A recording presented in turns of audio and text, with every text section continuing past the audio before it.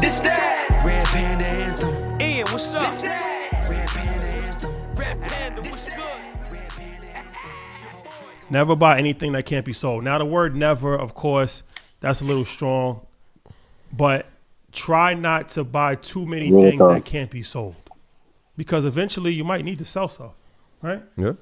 So this is advice for the rappers and the athletes, and it's like, yeah, you're buying these things. You're buying a bunch of clothes, $300,000 a month on clothes, bust down watches, Lamborghinis. Stupid. So when I say what can be sold? Stocks, plain Jane watches, real estate. These are things that Bonds, if you're in a jam, businesses. you might need to liquidate at some point. Assets. Only buy things that can be sold. And it's like, even going back to like, just from a security standpoint, and this is something that, they need to have like a class for like new people that get money with like rappers and stuff like that. And if you really think about it, like I was talking to one of my friends and I'm like, all these rappers, like, if you really think about it, you only get robbed for one or two things. You get robbed for a chain, a flooded chain, or like a bust down watch, but they can't take what you don't have. The best way to not get robbed, don't have it. Don't have nothing on. They can't take what you don't have. Like, we was in a dinner the other day. It was me, Troy, another gentleman. I'm like, we could have $1 billion between us three right now, and a robber come in, he gonna walk right past us because we don't have anything that you can take. They're not gonna hold you hostage. It's not like a third world country. They're gonna hold you hostage, but they will try to kill you for a necklace that really costs $20,000. In the grand scheme of things, you know what's so crazy about a necklace that costs $20,000? It just looks like it costs a lot of money. You probably got to spend $10,000 a month in security just to secure it. So over the course of a couple of months, you're going to spend more money in security than your jewelry costs. And you can't even sleep at night because you're so scared that somebody's going to try to take it from you. So it's like, this goes back to just having a certain level of insecurity. You're doing this because you're insecure and you're trying to make up for it. But I promise you, the same girl that you could have got with the necklace, you could have got without the necklace. You really could have. Big Fendi. You really could have. No, you really could have. I bagged a bunch of them with no chain. But so you really got to start thinking about it. Like, is it really that cool? Not worth it. Is it worth it? It might be, but to me, it's not worth it.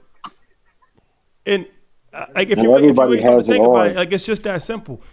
They can't take what you don't have. So it's like, and also, you could walk through any neighborhood and have nothing on and you're going to be okay. As soon as you put this costume jewelry on, and it might not even be real. But now what you're doing is that you're taunting people that are starving, and now you're making yourself a target. So if you're not even properly secured, now you're really going to be on a dinner plate. And to actually not be on a dinner plate, you got to spend so much money in security that's more of a liability than anything. I'm going to title this, don't end up on a dinner plate. Only buy things that can be sold. And that's tier 1 of thievery. Tier 2 are the investment professionals, advisors that may steer you wrong, record labels. If you die, they get all your royalties in perpetuity, your masters. Kevin Garnett got taken for 30-something million, right? Tim Duncan got taken for 40-something million. You think Usain got taken by accident? I really believe when these deals come through, and this is why I hate the handler thing. The handler thing in Hollywood was created to keep the artist or entertainer drugged up. That's why I want no handlers. I think the agents a lot of times hand off the money and the contracts amongst their peer groups and say, hey, let's wait 4 or 5 years and then drain and dry. Nicolas Cage has 722 movies on Netflix. Doesn't have the net worth that he should. His money was squandered, yes, but advisors and people that had POA over his account stole a lot of money as well. You got to be careful. Watch for the thieves. Be careful. Yeah. Cautionary tale. Yep. The last thing, remember that. Act like you scrambling. Only buy things that can be sold. Save 3 times before you spend. Save money. Learn how to save. You don't. I'm telling you, you spending money on things. an You amazing spending feeling money to on stack. things that when you look back on it, it's not even worth it. And I'm guilty of it. Like I spent so much money on clothes. It's not worth it. You can't be an extremist. You gotta have fun. You gotta take a vacation. You gotta buy clothes, but be careful. Be careful, because all of the money that you're spending on women, on clothes, on cars, on jewelry, when the rain comes, because it's gonna rain. Mm-hmm. When the rain point. comes, You need an umbrella. Rain came, the pain came. be mindful. Yeah. Be mindful. All right. Yeah. Let's talk about Ken Griffin. That was a fire segment, though. Preach. Can I talk about it? Hey, Appreciate man. it. It's needed. Jewelry's away. Most jewelry's away. Most clothes. Most Well, cars. because you know what, and we'll talk Women. about our journey at the World Economic Forum, but it's not even respected. That's another thing too. It's like you doing things that it's respected in our neighborhoods, Yeah. but it's You end up looking like a clown. Yeah. like a mascot. Yeah. Like a mascot. Like imagine a mascot. Imagine imagine if you was in the street right now and you saw the mascot for, I don't know, the Atlanta Braves or somebody, like whoever. Like Bulls or if something, you just yeah. saw a random mascot walking down the street, you would look like, yo, what the hell is a mascot? So when you're around people with real money, and this is how you look, like a mascot. I think that's the first sign of that somebody has just come into money. Like especially in the rooms and the streets we were walking, you didn't see any of that. You didn't see any of it. And I'm not knocking anybody that does that, but it was one of those signs like, okay, well, we don't want people to know we have it. We have it. But if you know, you know. But that's what I'm saying. If you know, you know. When the dude came up to us, Yeah.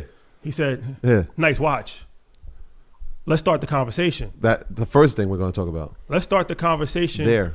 based off of your watch. Yeah. This is the nice watch table. No diamonds. Be mindful. Please. Ken Griffin, Citadel, had the biggest Shout out return Citadel. in hedge fund history, $16 billion. Legendary situation.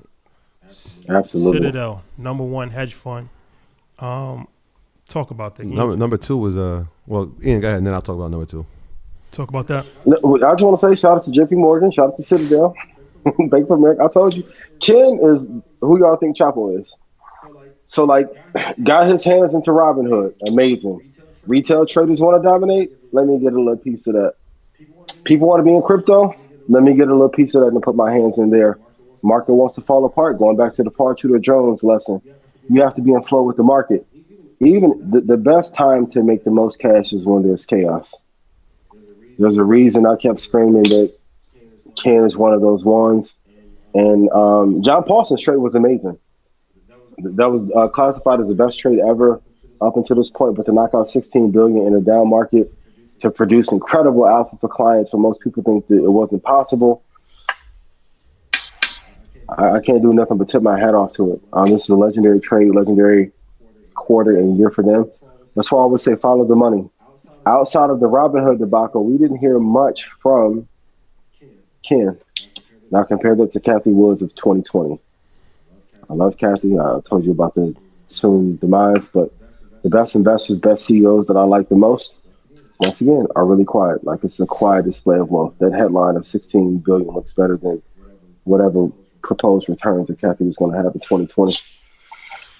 Follow the money. Go look at their portfolio. See the top 5 things they're invested in. For my traders that are super serious, go reverse engineer everything that they're doing and everything that they traded to see at what levels, what percentages down they were looking to short and buy back long.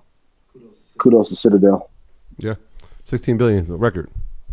It's a lot of money. It's a lot. Ray Dalio was number 2 at 6 billion.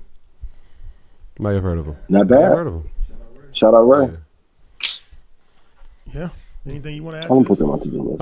I mean, we just got to tip a hat to that. 16 billion in 2022, when most people looked at the market as it was a bear market. This is why hedge funds, make sense. Yeah. Mm-hmm. There's a couple people who did not report though. So I know George Santos. They didn't have his accumulation of wealth for the year, so we'll see where he comes in at. But yeah, 16 billion. I don't know if it's gonna be 16. I don't know if it's gonna be like 16, them, but it could be 16, a hell of a number. So we'll see. Not bad. You have to follow the flow. I know sometimes you make investing so hard, but if you see, and that's why I say, even for everyone listening, even if you're not the biggest fan of me, doesn't matter. Yeah. Like if I say we see a sector is going to crash, your first thought should be, let me short that sector until I see a reversal point. Yeah. Doesn't mean I don't like the sector. I'm like, just let's make money as it goes down. Great. If it turns around, let's go back up. Even when I said Bitcoin $9,000, like if Bitcoin goes to $9,000, I'm going to put a lot of money in it there because I know a lot of institutions will buy. If we look at crude went to like a historic low, 2020. It went back to the 1986 lows, and then it popped back up to the 50% level, and now it's been sliding back down. Like there's opportunity. That's all I would say. There's no such thing as a bad market, just bad entries into it. This that. Red Panda Anthem. Ian, what's up? This that. Red Panda Anthem. Red Panda, what's This good? that. Red Panda Anthem. Your Whole boy. clip going up. I know they can't stand it.